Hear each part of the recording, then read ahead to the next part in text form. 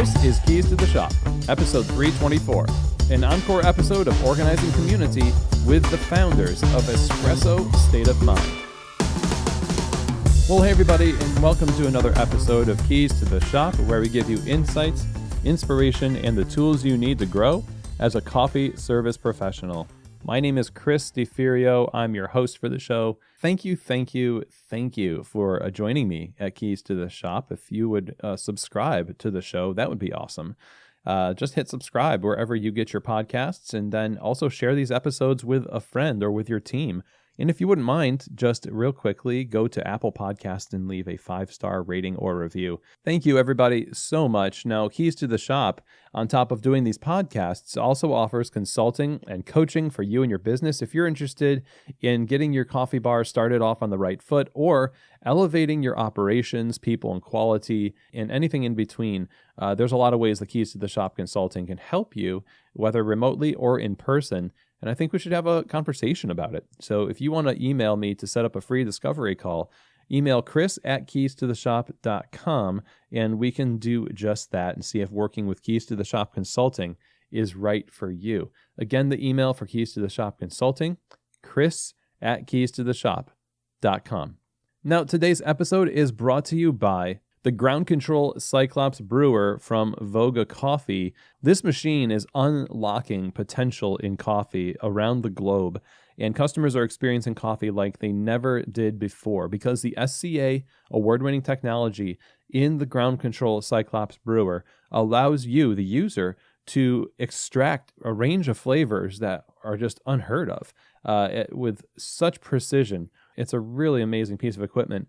And it's not only a game changer for batch brew coffee, it also makes batched iced lattes, batched cold brew, and tea. So it's very versatile and a level up in quality. And I would highly encourage you to go visit groundcontrol.coffee to learn more about their customers and their testimonials, etc. I mean, if you are into quality, if you are into the idea of serving your customers the absolute best that your coffee has to offer, then I highly recommend looking into getting a Ground Control Cyclops Brewer. Again, go to their website to learn more, groundcontrol.coffee. Today's episode is also brought to you by the Pacific Barista Series. The Barista Series is absolutely the leader in plant-based performance beverages because the design of their beverages, the extensive lineup they have, each one of them has been designed for professional baristas and tested by those baristas before you even get it served to your customers. So you know it's going to perform on bar the way you would always hope a plant-based beverage would. And that means it stands up to the heat from steaming, produces amazing silky texture for latte art, and it keeps the balance of the beverage focused on the coffee. Go to pacificfoodservice.com to find out more information. Get it in your store and try it for yourself. The Barista Series is absolutely the thing that you want on your bar if you're into serving your customers the best plant-based cappuccinos, lattes, mochas, whatever. Again, go visit them over at pacificfoodservice.com. And if you want quality plant-based beverages, it has to be the Barista Series from Pacific.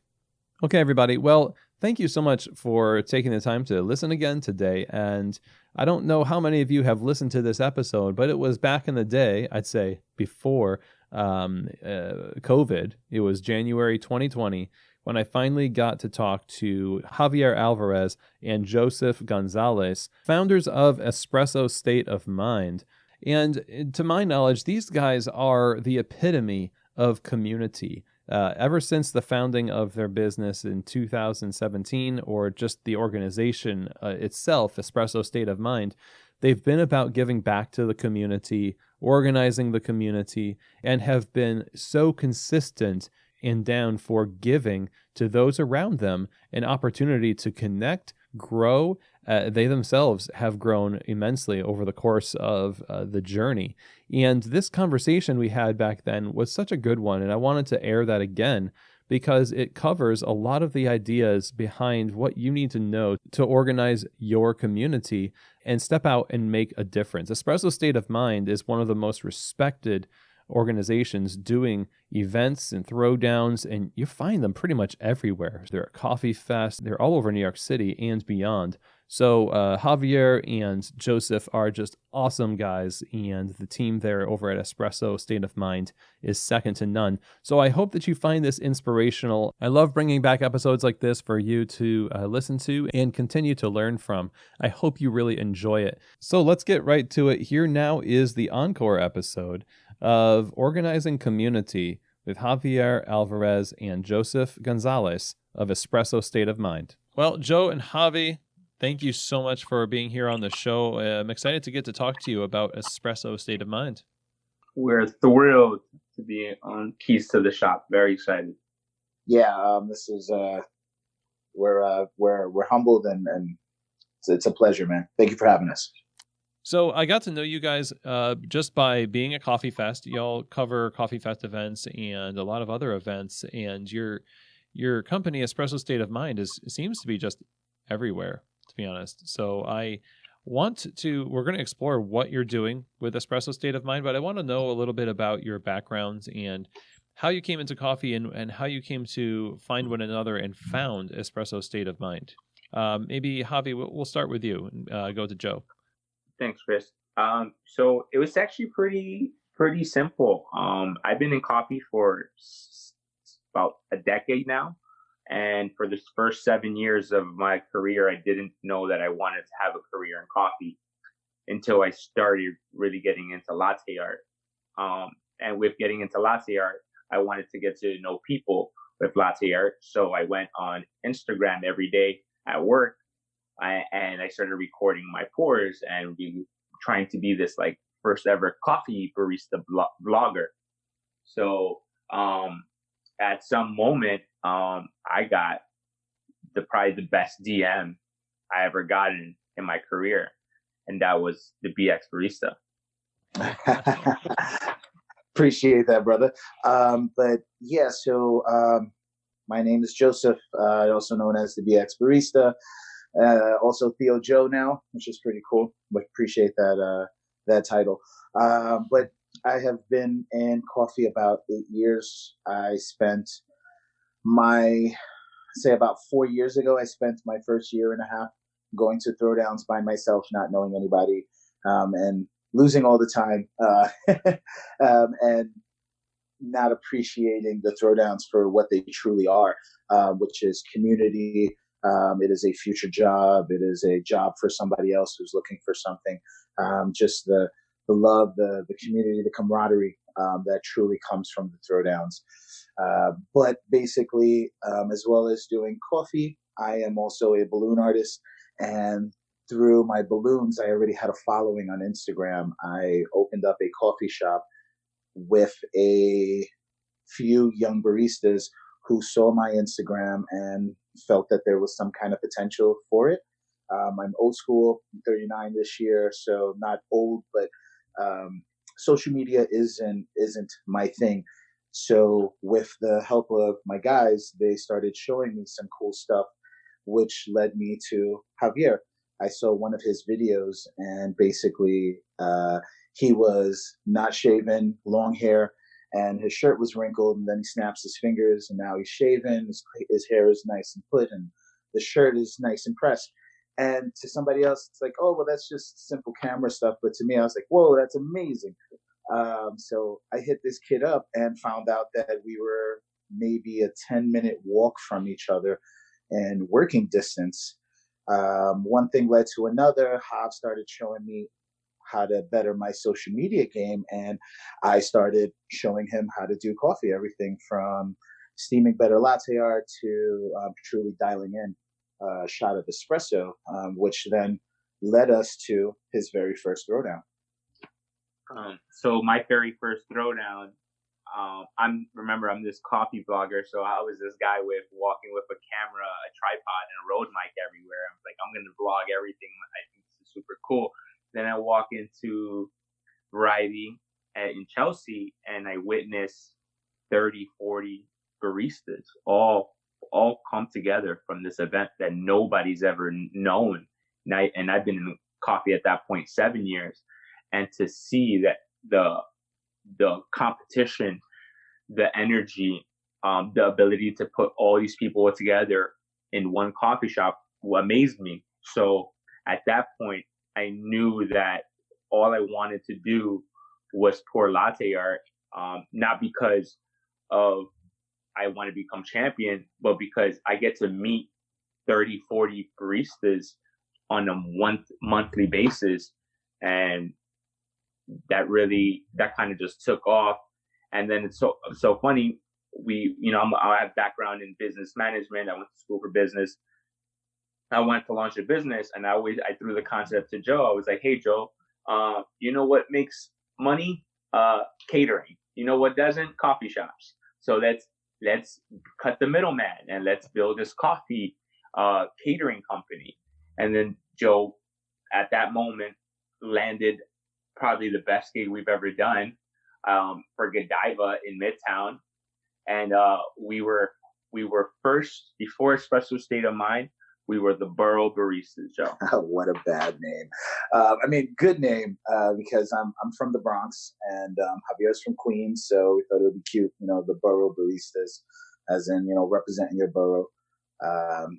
But yeah, first gig was Godiva. And then after Godiva, we actually got reached out from a coffee shop out in Nebraska called Barista Daily Grind, who gave us our first consulting gig. And they flew us out to Nebraska, and we helped them open up their second shop. We taught latte art to their up-and-coming baristas, and their second shop was opened up. And, it was just quite the amazing experience.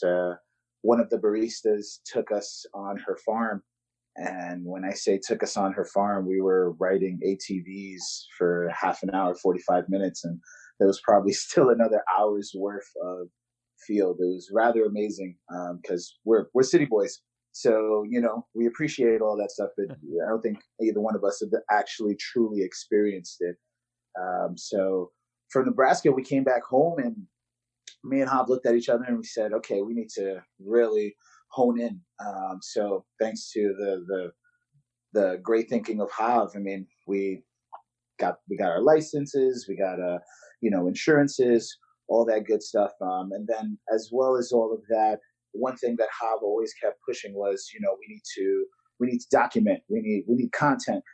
And I guess that would lead us into the next thing, which is where you basically first met us, and that was through doing content. We started working with different coffee shops as well as different brands, bringing them together, giving them, their minute of time that they wanted out on social media. Something that Hob pushed, and that's, I mean, just like Hob said, he always had a camera his first year out there. So, that led us into the next one. So we had this dream that we were like, okay, we're going to just do catering. We're going to make $1,500 an event. And this is how we're going to build the evolution of the career baristas. However, we then got hit the wall. I guess every small business owner gets to, and they're like, oh, how do we get more clients? Like, how do we promote? And then it clicked. Joe at the time was working for Noble Tree in Red Hook, Brooklyn. And we had this beautiful shop. And we were like, why don't we just do a Christmas throwdown? And then Joe was like, no, let's do it a holiday throwdown. The idea of the throwdown was, hey, if we can get 40, 50 people on December 21st to Red Hook, Brooklyn, we got something here. And later, then December 21st came, and 100 people came out to Red Hook to support our first ever throwdown. Wow. And we had no idea what we had at that moment until the night of. The owners didn't even believe that we would. They were like, hey, if nobody shows up, we understand it's December. So that kind of really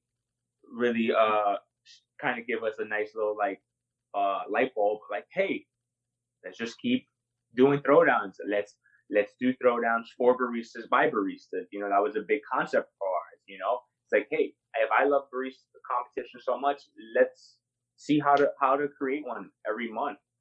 And then we went to Barista Nation. Well, before Barista Nation, the first big one that we went to was Baltimore. Oh, that's right. The first big one we went to was Baltimore. Coffee Fest. Actually, that's where we probably first met you, Chris. And At the time, actually, I wasn't even competing. Hav was competing, and he made it to his third day. And I had the pleasure of working with Faima USA, which worked out great. Good partnership. Shout out to Faima. So we appreciate you, Chris, for voting for me to go to the day 3 on Baltimore 2017. That changed my life. Just wanted to let you know that. Okay, wow, you did it. I mean, unfortunately, he went up against a wall called Emily Bryant, the champ. Mm-hmm. But we've all taken one. She took me down recently at Seattle, and it was still an honor. And not every day you get to go up against the best, Right. So I'm fascinated by how you've built Espresso State of Mind to sort of build community, but it's also a business that it needs to sustain itself. And so what were the kind of things that you're looking at as you're building this that made you think, okay, well, here, what were your goals? Okay, so we could say KPIs or key performance indicators or something. What were the things that you were looking at saying, this is what we need to do for the year? Once you're established, what do you look at and say, okay, we need to hit these numbers, we need to hit this many events this year in order for this to be something we can actually legitimately keep doing? So I'll take this, Joe. So I think the first thing I told Joe after Noble Tree in the car, I think the night of, I was like, Joe, no matter what happens, let's give it a year. Let's just do and give back for a whole year, and not even think about a single dollar of making money. And let's grow this. Let's give back as much as possible. One of the motivational factor for me, and just personally, is the fact that our industry is so undervalued. There's baristas in New York City starving on a day-to-day basis, just trying to make a living. So a part of that was hey, I need to give back because one, I'm a little bit financially more stable than other baristas, so I want to be able to be the one that is confident enough to create things. So what we did was we're just going to reach out to everybody. Chris, when I tell you everybody, we went to every coffee event for the last 3 years to shake as many hands as possible, to be like, hey, would you want to be a part of the event? Would you want to come and give back to the community? And then we slowly realized that everybody wants to be a part of a community or give back to the community. There's just nobody navigating that. And every month, we did throwdowns. We realized that the coffee shop owners want to get exposure. They want to learn talents.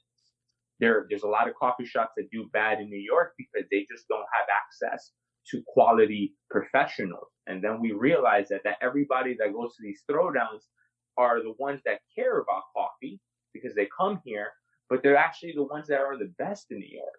So that's really what kind of made us, we just got to keep growing and showing and giving this accessibility to other clients.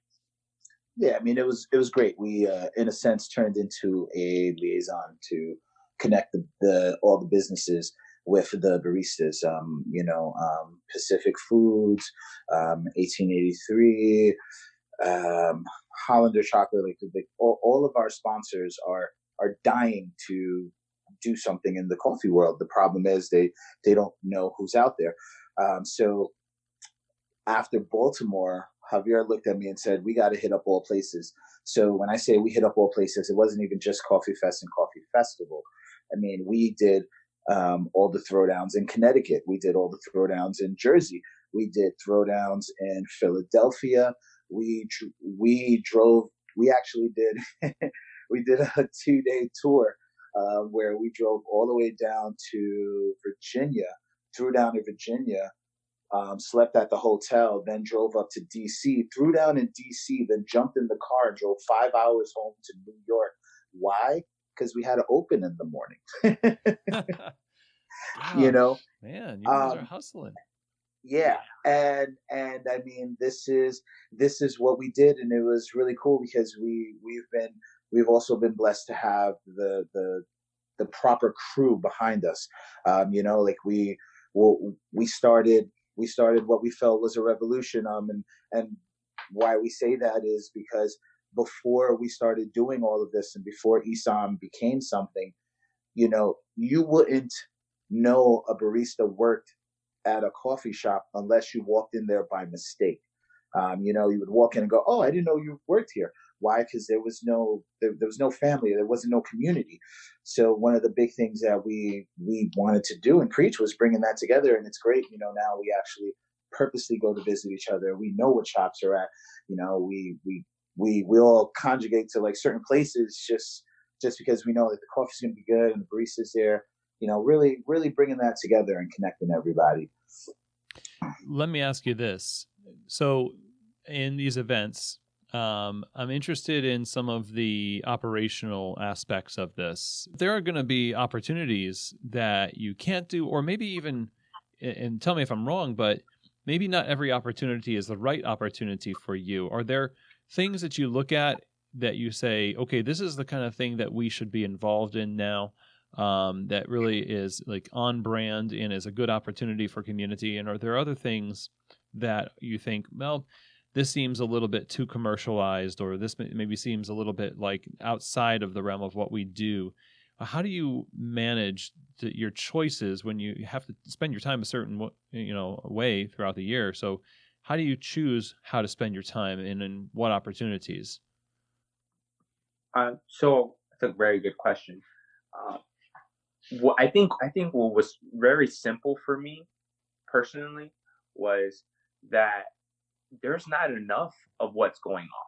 So there's not really that many events to even consider not going to one.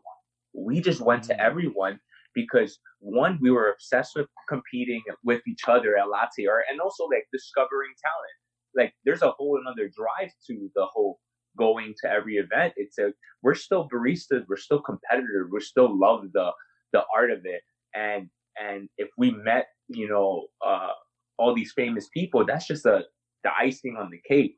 I wanted to create a vision or a path where baristas, if they decide they want to become a barista for the rest of their lives, but now I have to figure out how to make money, then, or follow how to grow as a barista, just do what Espresso State of Mind did. Go to every event. Some events were boring. Wouldn't lie to you. Some of them didn't treat us nice because we were a couple of New Yorkers.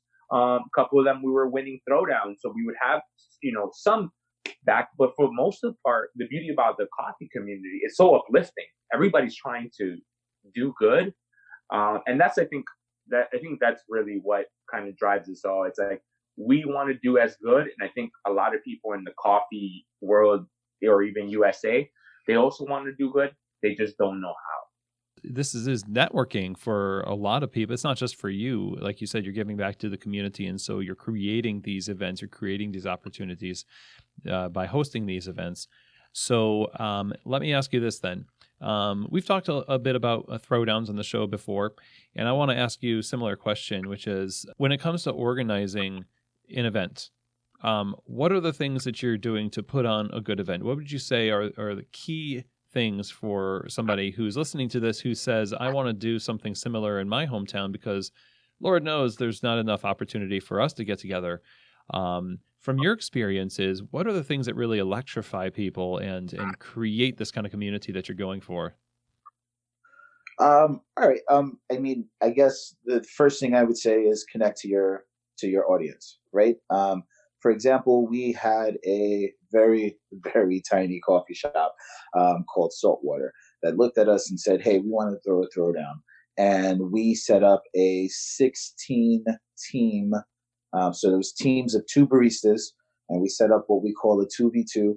And we had a little fun with it. But basically, we had 50, 60 people inside of a space that was maybe fit for 40. And we didn't have everybody inside. What we did was we put a massive big screen TV, and this is something that we rented. We didn't even have it at the time. We rented this big screen TV, and we set it up so it was at the window outside the shop. So we had 20 people outside the shop watching this, not to mention all the people that were walking back and forth. And then we had the people inside watching it as well. connecting to your audience. As well as that, have yourself a good MC. That always works out huge. Someone that can constantly attention, keep the party going, revving it up. Another thing that I would say is super huge with these is your judges. Judges go a long way. It's not always easy to get credible judges. One thing that we do that we learned from our people down in DC, shout out to DMV, they incorporate the winner is the judge for the next throwdown. One, that's a way to kind of cut the monotony in case somebody's just really good. Give other people a chance. Not only that, but you always have a credible judge on the panel if they want to throw down. Obviously, they know how to judge a throwdown. Mm-hmm. So to piggyback off more on like the setup side before even the event, and like a lot of people fear, it's like, hey, and I think this is the number one asked question: how do you get all these sponsors? And then for us, we're like, oh well, we just ask. We ask them. We say, hey, what would you want to do? Like, well, how creative you want to be, And then you create these budgets, which then creates these more opportunities to be more innovative in our events with just camera gear, video content, photography. Joe being on the MC, I value the idea of having somebody on the mic and being able to narrate a whole throwdown, because sometimes it will get it flat. So we're always every month we're always trying to get a little bit better, trying to do a little bit more. Mm-hmm. Yeah, I mean, not only that, I mean, we've done everything from live performances, MCs coming in doing spoken word. I mean, it's been really good. I mean, we've, and just like Jav was saying, don't be afraid to ask. Literally, don't be afraid to ask. There are tons of companies out there, and I don't have to say it because there's just tons. There's tons of companies out there that are looking to connect with the barista community. Once again, the problem is they just don't know who to talk to. So reach out. Chris, there's a lack of like leaders in communities, around the U.S. that kind of, hey, if there's more leaders to navigate more events, a lot of more opportunities can be created. A lot more baristas can care a little bit more. It's like a trickling effect. I think we do have the luxury of being in New York City to be having so many shops around us, and we get maybe 5 no's, then we get 5 yeses, and then we really go from there. We're baristas, so I always say, hey, what do I want to see at the throwdown? What makes it worth it? What's the point of doing the throwdown? Are we just coming here to collect the winning prize and walking home, or are we here trying to network, build relationships, connect with other people, make relationships? And it's kind of been the manifestation of that. It's kind of been pretty cool of seeing from our events. Av, your venue is this throwdown, and it applies to other areas too. You could organize anything. It could be a cupping, or it could be some other kind of networking, coffee related thing. Triangulation. With the same, exactly. That's like the same philosophy of being the one to take the reins and say, okay, you know what, let's do this. And the question I have though is, I mean, you both seem like pretty confident people. And Joe, you had, a career of like being in front of people, demonstrating something. Like I'd be fearful. I'd, obviously pop every single balloon that I touch.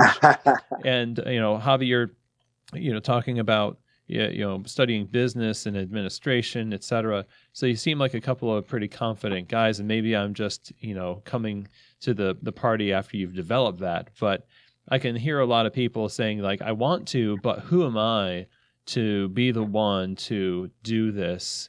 And like talking themselves out of it. I wonder if you could talk to that person and say something about your experience and help them over that hurdle. What I would tell that person is, hey, we don't have an ego. We don't really want to do anything more than just have a successful career in coffee. Like we love what we do. Like people tell me, it's like, hey, do you want to do something else? Like, no, I love making drinks for people. I love it, but it's sustainable, right? Right. So now we go into the part is, all right, how am I going to grow into a career in coffee? So I got to meet people. So it just if you're implementing things for your career, that is the reason why.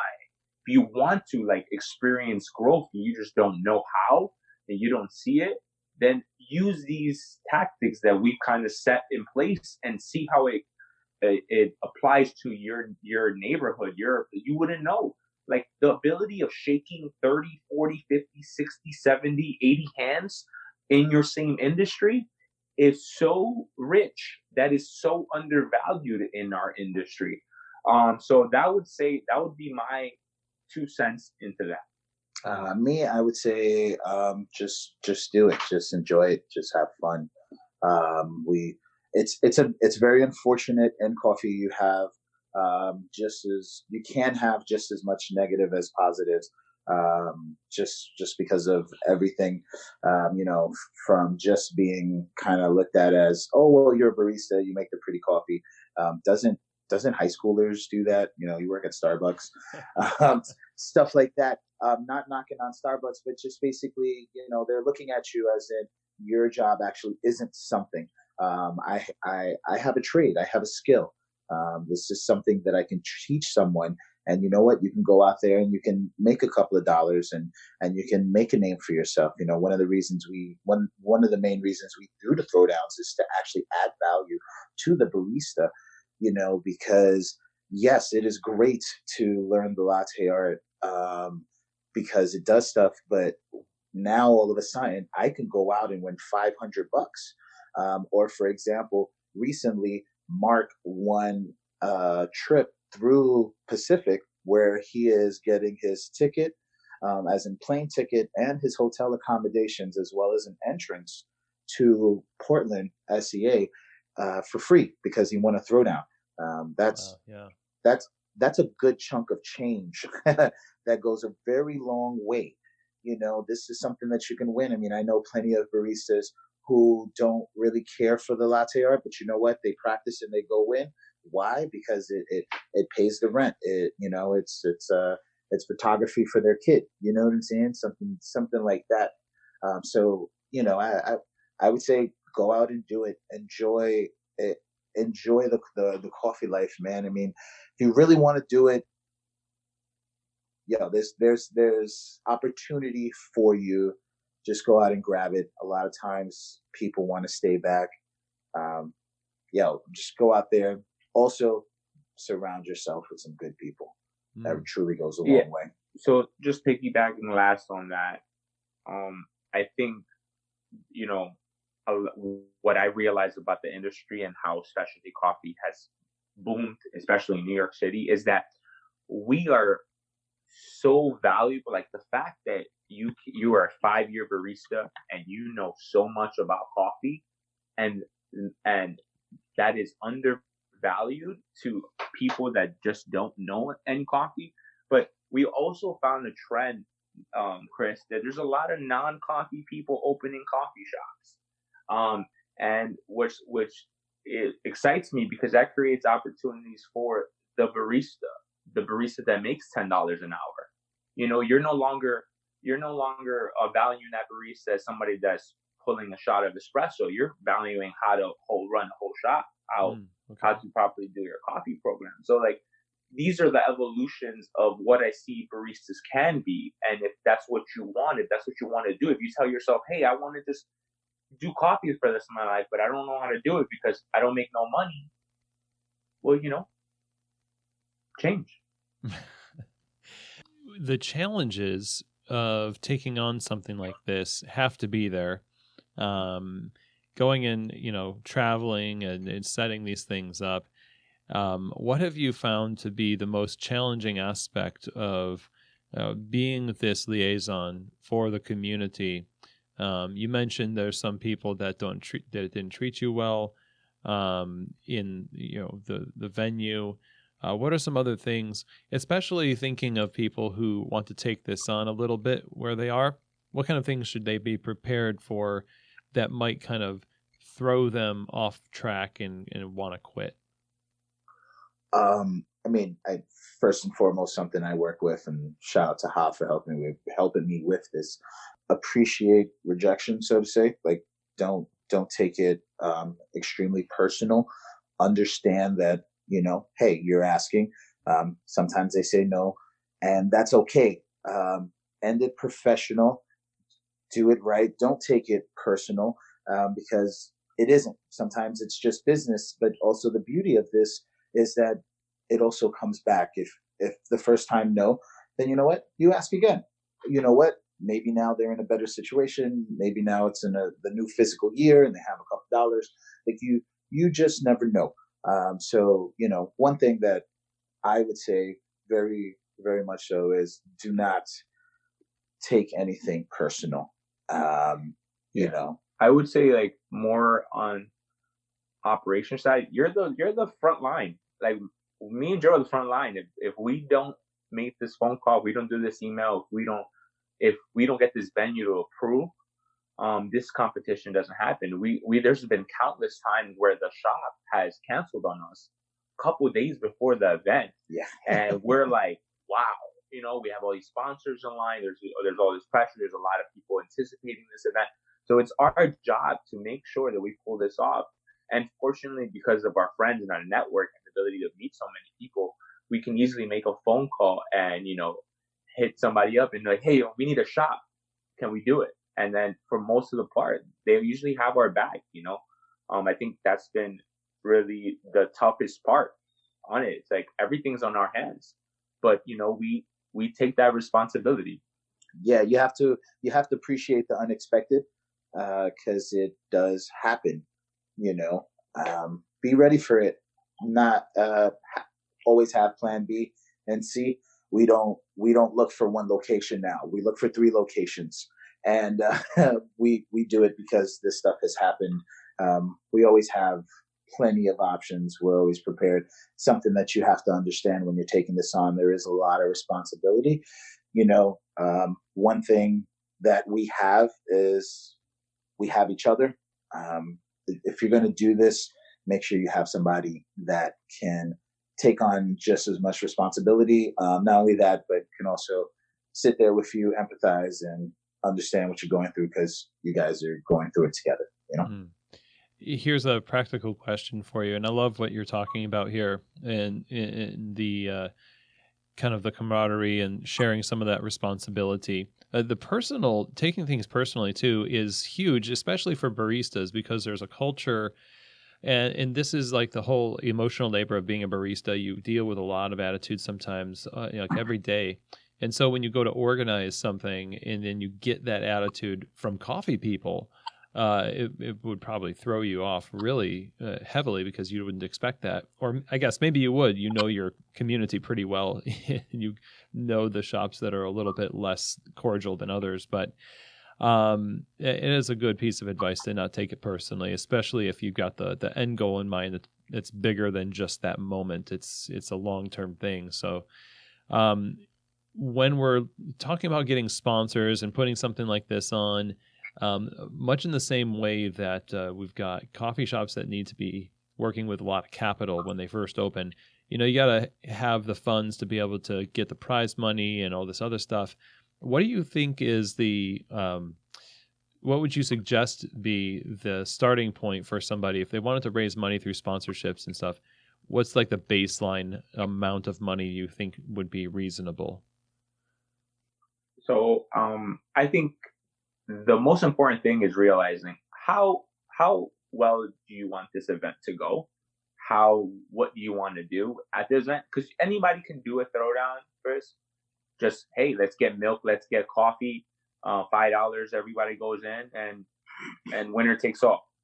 And that's it. The event's over. But if you're trying to create this experience where you find it valuable to invest, food and beer, and you want a big prize pool, you want to get people's attention, we started with, hey, we can get food and beer covered and get $500 for first place, we'll be fine. That's all we wanted. all we wanted to do. So I would say is figure out different sponsors that can cover certain minimal expenses, which is just the beer and the food. The coffee the shop will usually take care of, right? They usually will take care of the milk. If you really want to get people interested in an event, then you're investing in marketing. It's like, hey, how good does your flyer want to be? How do you want to create some other content to promote your event? Do you want to get flyers? Like, it's really on the desire of the person trying to organize the event sets the bar. So it's a lot of bartering, really, getting those things 100%. covered. Yeah. So not very much cash being exchanged, unless you're doing an event where you have to rent out a venue that's not a coffee shop that could give it to you without, for free, I guess. So you do a lot in the realm of video work and, media, and documenting the coffee experiences you have at these throwdowns. And as you've been doing this, you've mentioned this a few times as you've been talking, the state of the industry, at least where you are and where you've been. What has impressed you most over these years of conducting these events, doing caterings, and documenting the process? What has impressed you most about the coffee industry, the barista community, and how do you see it going in the future based on the trajectory you've been able to observe? So I think personally, the reason why what I love about doing these events and the biggest value is that we have 30, 40 people of the best in our hands. Like, I can't repeat that enough. Like, that is so valuable because you're now be able to promote these professionals of coffee, which is $1 billion industry. And then you start tapping into, when we're doing caterings, how much the demand is for catering, how much the demand is for specialty coffee catering, in a sense, because there's some catering companies that just do drip and there you go, and mediocre cappuccinos. But once you start putting hearts and Pegasus and beautiful winged tulips, the demand becomes higher, which is now you've taken away the fact that you're no longer an employee, you're the employer. You set the mark. You ask. I think one of the hardest things for us is we didn't know how much to ask for in these catering companies. We didn't know how much to ask for to do these events.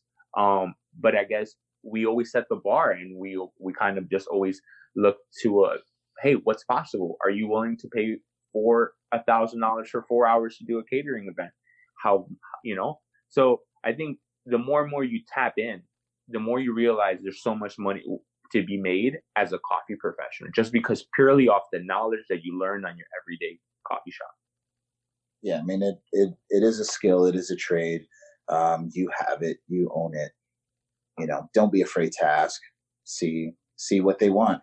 See where they're willing to go and willing to take it. And then you can continue it from there, Well, thank you both for joining me on the show today. And I want to ask where we can find you next, of course, somewhere in New York. But what's next for Espresso State of Mind? Do you have any projects in the works? What should we know about, and how can we find you online? So you can find us at Espresso State of Mind on Instagram, Facebook, as well as YouTube, TikTok, and a bunch of other stuff, because there's way too many. But as well as that, I guess our next event, ironically, is tomorrow. It's our 3rd annual holiday throwdown. So this is our 3rd anniversary of what started it all. So it's actually pretty sweet to sit here and talk about what Espresso State of Mind is, because it truly started yesterday. I mean, truly started tomorrow, 3 days ago, 3 years ago. So we're really excited about that. And yeah, and I think our next big moment, and we'll get to see you, Chris, is when you're here in New York City for Coffee Fest New York, right. And we'll be doing our annual New York versus the World too. So we just announced it here, March 9th. Excellent. March 9th. March 9th, yeah. You got the venue? We have the venue, but we will keep it a secret. Yeah. It's something special. Awesome. So March 9th, New York versus the World Throwdown. And online and social media, where can we go to find out more information about y'all? Yes, on Instagram. We're on Facebook. Because reach us out in the DM. If you want any questions for events, sponsorship, we would love to also sponsor events. We also love to give back as well. Or just some advice, hit us up on Instagram, DM, all DMs, Joe, Life of Javi, the BX Barista. Yeah, Espresso State of Mind. Hit us up. We're here. We don't bite. Love is love. Well, thank you both again. I would encourage everybody to go to some of these events if they happen to be in your area. If you're a coffee fest, say hello to Javi and Joe. They're two of the greatest guys in coffee for sure. And their energy here is just, it's evident. They're doing great things in coffee, and I appreciate both of you for joining us on Keys to the Shop. Thank you for having us, Chris. Thank you, Chris. Okay, everybody. Well, I hope that you enjoyed that episode and that you also really took away some key insights to help you as you pursue the same thing, whether in large or small ways in your community. To me, one of the most powerful characteristics that they've demonstrated over the number of years that they've been doing Espresso State of Mind is consistency in showing up and pushing and giving and continuing that cycle. It really has not only endeared people to them, but opened up so many opportunities for community to form in the face of what might have seemed like, impossible circumstances, as they talked about navigating, venue changes and people saying no. And there's a lot of opportunities when you're organizing to kind of throw in the towel. But they had a passion, they have a vision, and that's going strong today. And I'm really thankful for them, and thankful that you were able to listen to this conversation again here at Keys to the Shop. So if you want more information about Espresso State of Mind and what they're up to, and also, buy some of their coffee, because they are also coffee roasters in Queens, you can go to espressostateofmind.com. You can also follow them on Instagram at Espresso State of Mind. Now, if you have any questions, comments, or feedback about this episode or any other episode of Keys to the Shop, feel free to give me an email, chris@keystotheshop.com. And that's where you can reach out for Keys to the Shop consulting too, chris@keystotheshop.com. Now, this year is the 30-year anniversary of Coffee Fest trade shows, 30 years of lectures, workshops, trainings, amazing trade show floor, coffee community, competitions. I mean, it is just packed with value for those of you wanting to be equipped and to be encouraged and inspired to run great coffee retail operations. Coffee Fest is the place to go. Go visit them over at coffeefest.com. We'll learn more about the shows coming up in New York, Chicago, Los Angeles, and Seattle this year. You can get 50% off your general registration or admission by using the code KEYS5. By using the code KEYS when you go to registration over at coffeefest.com. That's for all the shows this year. You can get 50% off general admission by using the code KEYS, K-E-Y-S. So pretty awesome. Go visit them, and I really hope to see you there at Coffee Fest this year. It's an amazing event, and I know you're going to get so much out of it. coffeefest.com. And with that, that is the end of our show today, everybody. I just want to mention that, this episode has replaced an episode that was previously published, but had some editorial issues that needed to be resolved. And I'm glad that we can put this out for your enjoyment and edification. And I hope that it did exactly that. Thank you again. And as always, I hope that this episode has truly given you keys to the shop.